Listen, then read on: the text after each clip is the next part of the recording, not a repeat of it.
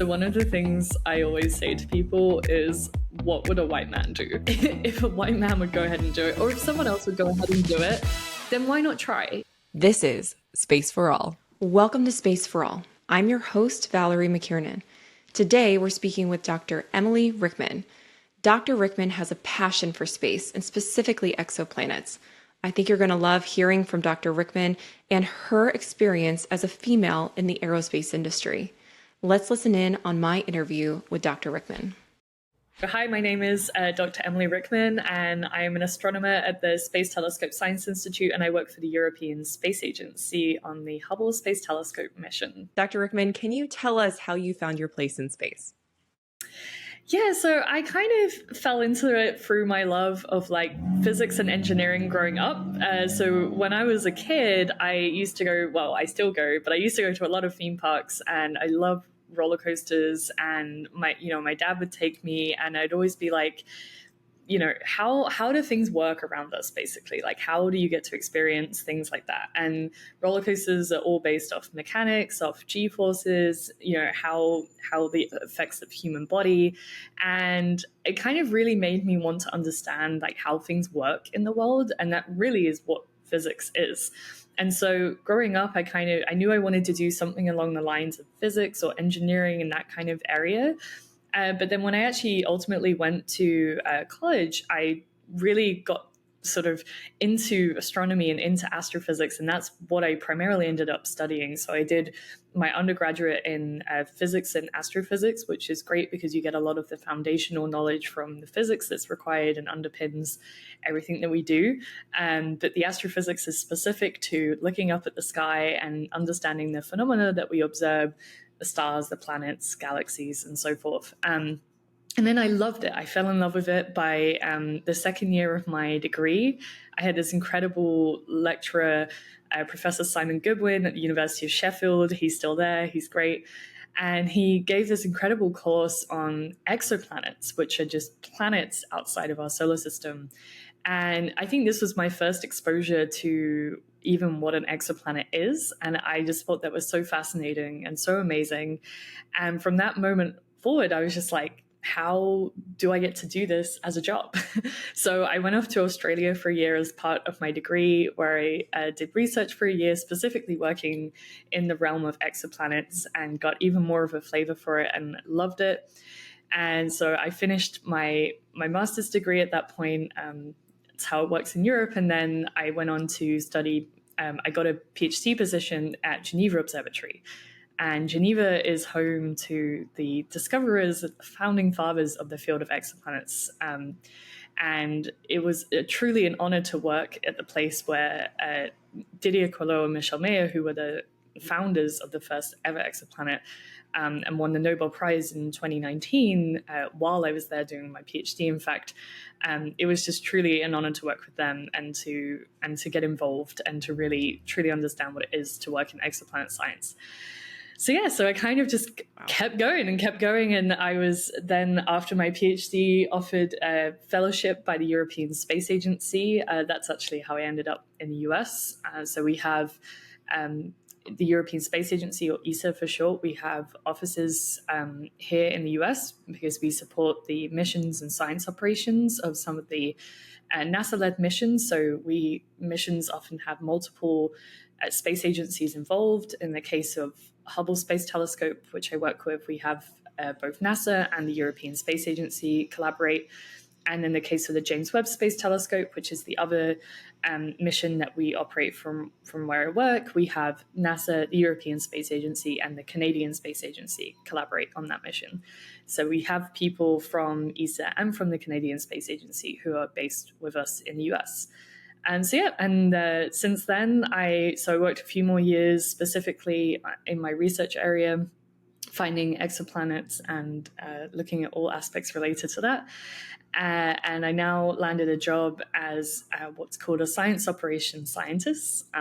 But in short terminology, calling myself an astrophysicist or an astronomer is just as fine. But I spend half of my time doing continuing to do my research in exoplanets, and half my time supporting missions specifically of the Hubble Space Telescope. So that's kind of my story of how I ended up where I am.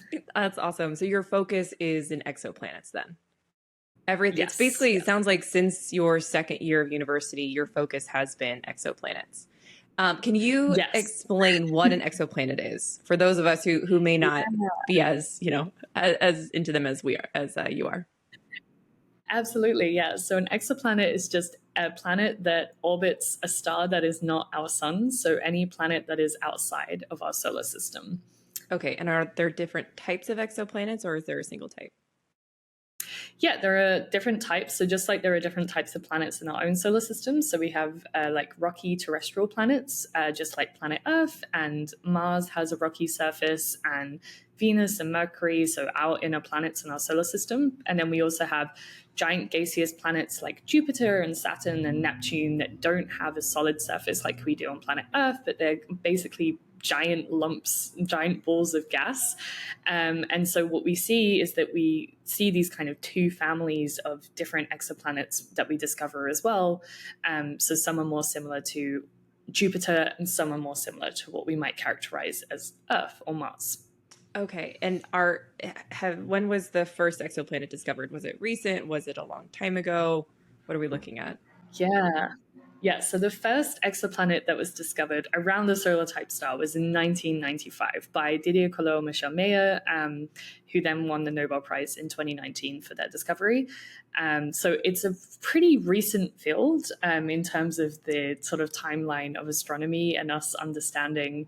I mean, it was for a long time posed that other planets would exist outside of our solar system, but it's a very difficult thing to do in order to detect them. And so we only really reached the point in our technological capabilities in the mid 90s where we were finally able to make that first discovery. Okay, so 1995, that is very recent. That's within our lifetime. Yes. How many do Yes. you know? Is there how many exoplanets have been discovered since that point?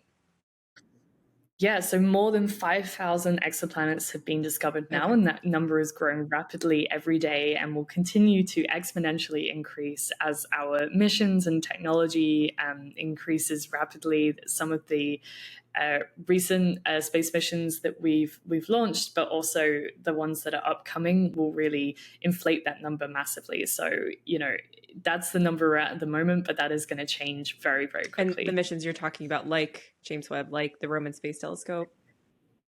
Absolutely, yeah. So there's the James Webb Space Telescope that launched a couple of years ago now, and this is the most powerful telescope, the biggest telescope that's ever been launched. And so we use the James Webb Space Telescope to find some of these planets, but to also follow up these planets, so to look at their atmospheres, for example. Okay. And the Roman Space Telescope, which is due to launch in 2026, will also be responsible for discovering thousands of exoplanets. And it's really going to balloon that number that we have at the moment. So how does one go about finding an exoplanet? It sounds extremely hard. It is very, very difficult. So there are many ways that we can find them, and some of the most popular techniques that have found the highest number of exoplanets are through what we call indirect methods. So we're not looking at the planet itself, we're looking at the effect of the planet orbiting a star in that system. And so we observe the star and the effect that that planet orbiting has on it. And so the ways that we can do that is through either the radial velocity technique. And the radial velocity technique is how the first exoplanet was discovered in 1995. And what we do is we measure the spectral lines of the star, and we know where we expect those lines of the star to be. And as the planet orbits around the star kind of gets tugged both towards us and away from us, a very, very, very tiny amount. The same thing happens with our own sun. But we can measure this shift, it's called a Doppler shift, as it moves this tiny amount towards us and tiny amount away from us as the sort of lines shift. And so that's one way that we can find exoplanets. Another indirect way is if we also stare at a star and how much light we're receiving from that star. And then if a planet orbits in front of it, so transits in front of that star, the amount of light we receive from that star will dip over time. And that's the transit technique. So we can use that to find these hints of planets orbiting in front of the star. So these kind of the two most popular ways of finding planets, just in terms of the sheer number that have been observed, and these are indirect ways. The way that I work with a lot is what's called direct imaging. And so it's kind of in the name that this is actually a direct way that we look for these objects, for these planets. And conceptually, it's pretty easy to understand. We are quite literally directly taking an image of a planet next to its star. But this is so difficult. You can compare this to trying to image a firefly next to a lighthouse from hundreds of miles away. It's very, very difficult to do. Luckily, we have great optics and data processing techniques that will allow us to account for this. So one of the things that we use is what's called a coronagraph. And that is just basically a mask that we put on top of the star itself to reduce as much of the starlight as possible, because we're not actually interested in the star in this particular case. We're interested in what's orbiting around it. So if you can imagine the recent solar eclipse in the US, and you see these photos of the moon blocking out the starlight of our own sun, that's basically what a coronagraph does. And you can see kind of the little sort of points of light coming out from the sun from behind the moon. It's the same thing with the coronagraph. And so you want to reduce as much of that starlight as possible so that we can see things next to it. Which ground-based telescopes? So the one that I use the most is what's called the VLT, which stands for the Very Large Telescope. Astronomers are not very good at naming telescopes. And the next one the next ground-based telescope that will be on sky in a few years from now is called the ELT, which is the Extremely Large Telescope. So you can see where we're going with the naming convention. Yes. So the VLT belongs to what's called the European Southern Observatory, or ESO for short. And it's a whole host of different member state countries, primarily European countries, that host a number of large telescopes that are based primarily in the Atacama Desert in Chile. And the reason for that is it's one of the driest places on Earth. And when you take observations from the ground, you need low humidity, you need lack of precipitation, obviously lack of clouds. You don't want light pollution to affect your observations. So you really need to be in a remote location with all of those factors taken into account, which is why the Atacama Desert is one of the most perfect places to take these types of observations. And Chile is a big partner in that as part of the European Southern Observatory.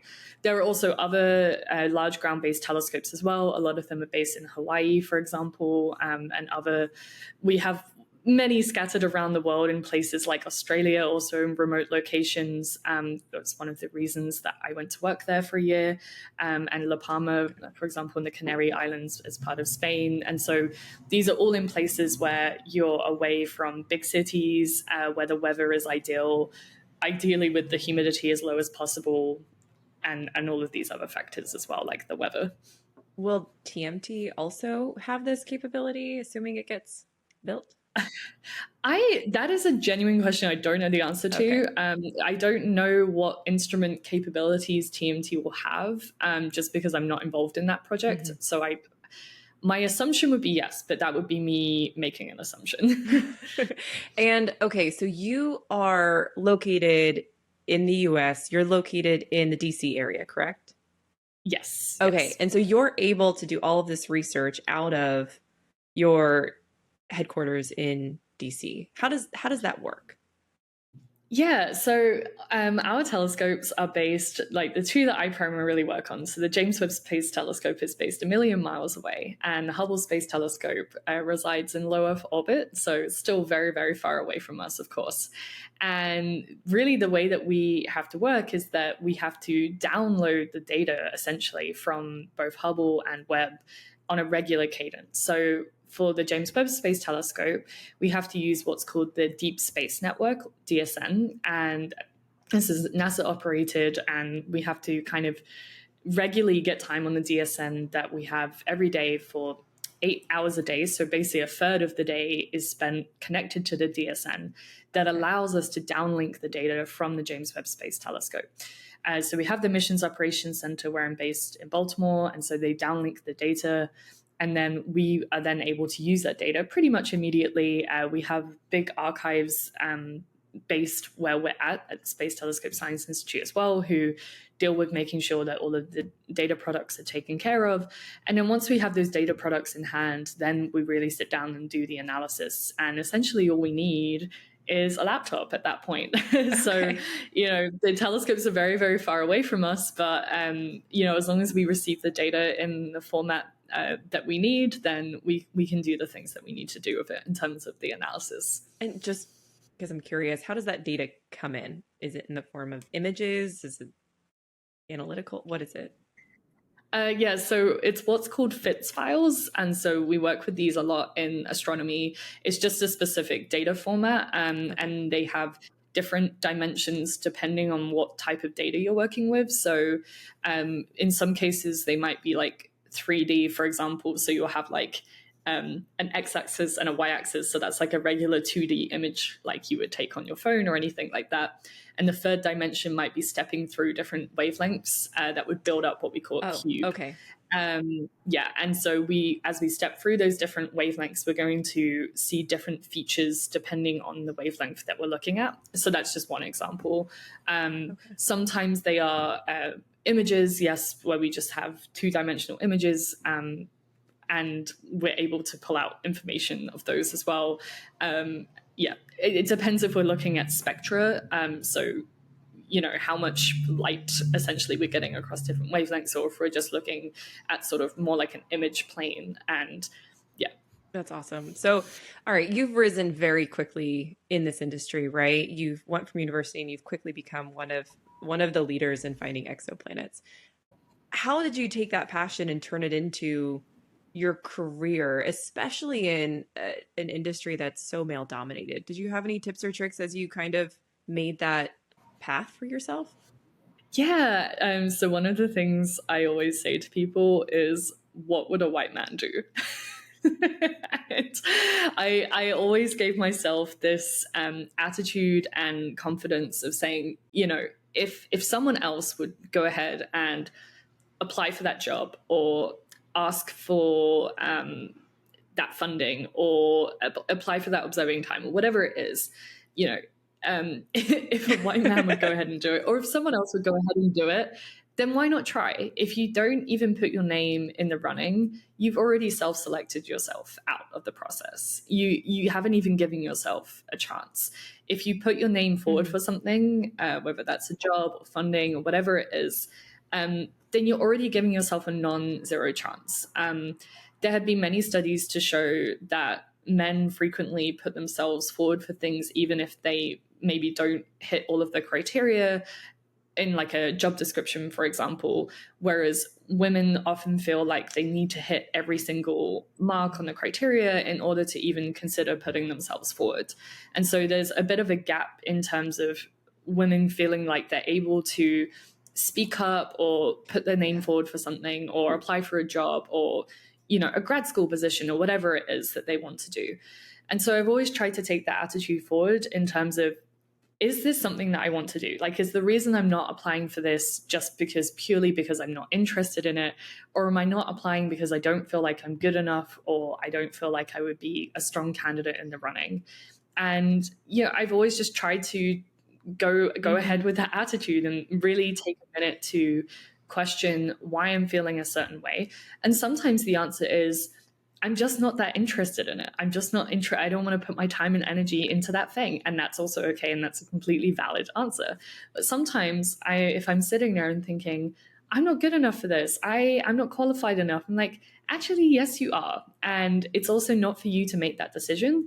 If you're applying for a job, it's up to the hiring committee to decide who is the strongest candidate. It's not up to you. All you can do is apply. Even if you think you are the strongest candidate, it's still not up to you to decide that. It's up to the hiring committee. And so just, my advice really is to just go ahead. If it's something you're passionate about and it's something that you want to do, apply for the job, go for that grad school position, apply for that funding, apply for that observing time, whatever it is in your chosen career and whichever angle you want to take, then really just go for it. That's great. And, looking back at all of that, right, is there something you wish you knew at the start? Maybe when you first got into university, is there something that would have really helped you at that time that you now know? I guess, that's a great question. I think sometimes just learning to deal with rejection, honestly. We often just see all of the result of everyone's successes put together and string together to see where they end up at that point in time. But underneath all of that, there's often so many rejections, so many no's, so many changes in that person's path that they had to make to get to the point where they are today. And those things actually shape someone just as much as all of the positive outcomes of all of the yeses that they received. And, I wish that more people who are senior to me maybe spoke to that more and said, it wasn't always easygoing. It wasn't always, yes, you've got this thing, you got this thing. I'm extremely grateful for all of the wonderful opportunities I've had through life and all of the yeses I've received and all of the job opportunities and everything else. But it's actually important to recognize all of the times that you were told no or that your path changed slightly. And that's really how I ended up where I am, both the good and the bad, if that's even the way to put it. But yes, the yeses and the nos are equally important. Dr. Rickman, thank you so much for joining us today. I am so appreciative of your time. I know you have a lot going on. Thank you so much for having me. It's been great to chat. Thank you for joining us today on the Space for All podcast, brought to you by the Women's Aerospace Network. You can subscribe to our podcast on Spotify or iTunes, and you can watch full episodes on YouTube. For more information on the Women's Aerospace Network, visit womensaerospace.com or follow us on social media. We hope you will join us again for the next episode of Space for All, where we can all find a place in space.